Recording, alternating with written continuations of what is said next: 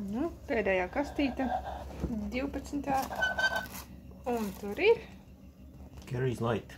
kompozīcija Gary's Light. Nu, jā. Ar ko gan citu, ka nobeigt ar kaut ko tik brīnišķīgu, reku visi 12. 12 kastītes un, jā, skaists piedzīvojums. Bet tāda nojausma, kad ar to viss nebeidzās. Padalīšos vēl, kas tur vairāk ir iekšā, bet es domāju, man iepatikās šeit tā palaist katru dienu. Es vienkārši jums iedošu vēl un vēl un vēl. Bet paldies šai mīļai kastītei. Priekš manis lielākais ieguvums ir šī ieliņa, jo viņu nevar nopirkt Eiropā. Tā kā esmu pateicīga par visām šīm dāvaniņām. Ģimenē mēs viņus lietosim, izlietosim un ar citiem padalīsimies. Tā kā dodat ziņu, kas grib kaut ko pamēģināt un lai top.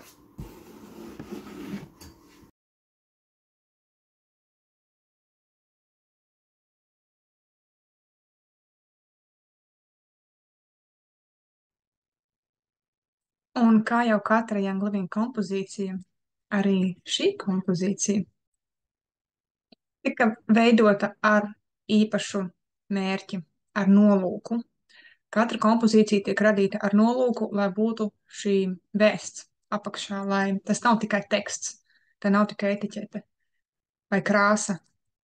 Tas atkal ir šis kārtējais aizbergs, un šī ir eteriskā kompozīcija, kura bija pati pirmā, ko veidoja Jēkabs Jangs, Gary Janga dēls, pēc jau tēva aiziešanas. Un lai paši pārliecinātos no pirmavota, no viņa dēla, viņš stāsta šajā podkāstā, es ielieku linku, Instagramā redzēs, kas nē, ka tad YouTube ierakstā arī es ielikšu linku, no 18 minūtes līdz 21 minūtei viņš stāsta par sajūtām, kā viņš pats veidoja šo kompozīciju.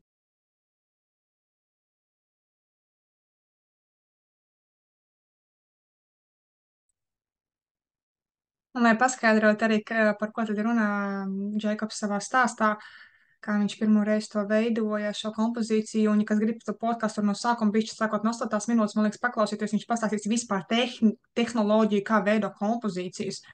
Ļoti interesanti, bet par pašu Gary's Light izveidoja ar domu, ka šī kompozīcija, pēc šī sastāvā, ko es redzēju iepriekšējā attēlā, ka tā ir tāda sazemējoša, sacentrējoša, bet ar iespēju atkal savienoties ar to, kas ir aizgājis.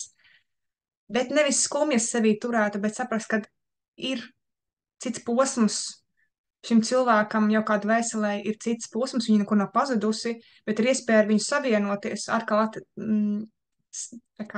sakomunicēt, bet arī katrs iet uz savu pusi bez bēdām, bez pārdzīvojumiem, ar pieņemšanu un vēlmi iet un piepildīt arī savu ceļu. Garijs Jangs ļoti daudz ir atstājis aiz sevis un kā cilvēks ar savu pārliecību par to, ko viņš vēlas, kur viņš ir un ko viņš grib aiz sevis atstāt.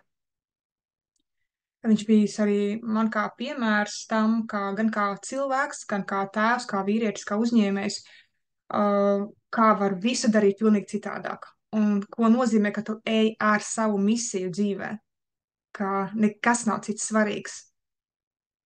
Vai par kaut ko ņemties, domāt, uztraukties, tikai tavu misiju, tikai tu un tavs ceļš.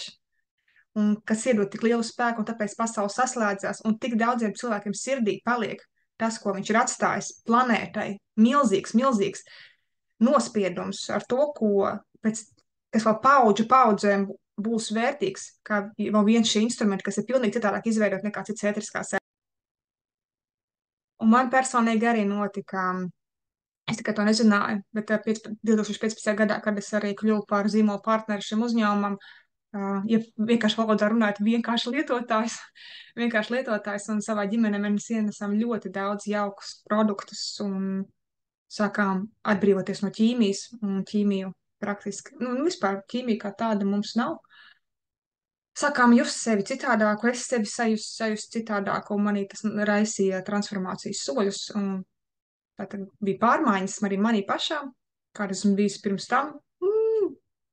Ir notikusi manī pārmaiņas, Un es zinu, vēl būs pārmaiņas, un es no tā vairs nebaidos. Es jau agrāk es baidījos par to runāt skaļi, tagad es saprotu, un arī šim kalendāram šoreiz paldies, nu beidzot visas neturēšu sevī, bet lai bija šārā, iedegt to gaismu un es to gaismu pasaulē. Un tā nu ir sanācis, ka kopā ar šo brīnišķīgo ģimeni turpinās šis ceļš ar šo ēterisko ģimeni, un arī Latvijā mums ir ēteriskie dombiedri, ar kuriem mēs turamies kopā un veidojam, ejam katrs savu ceļu, bet kā instruments ikdienā ir kaut kas no Young Living, lai justu sevi, savu kodolu, būtu pārliecinātam par sevi, iet nezināmajā, braši spērt soli, pieņemt pasauli, mīlēt pasauli un vienkārši būt pašiem. Šis ir ārkārtīgi spēcīgs instruments. Noteikti ir citi instrumenti, noteikti. Šis nav vienīgais. Bet kā manā dzīvē viņš ir ienesis daudz pārmaiņu un ienesīs vēl daudz pārmaiņu ne tikai Latvijā, bet arī nu jau pasaulē, arī ar citiem partneriem sadarbības. Tā kā tas ir viens no ceļiem, uz kuru es eju. Un, ja tev ir interesanta šāda sadarbība, tad dod ziņu un redzēs, kas tur tālāk notiek. Mierīgi, harmoniski iedegt savu gaismu un nes to tālāk pasaulē. Lai top!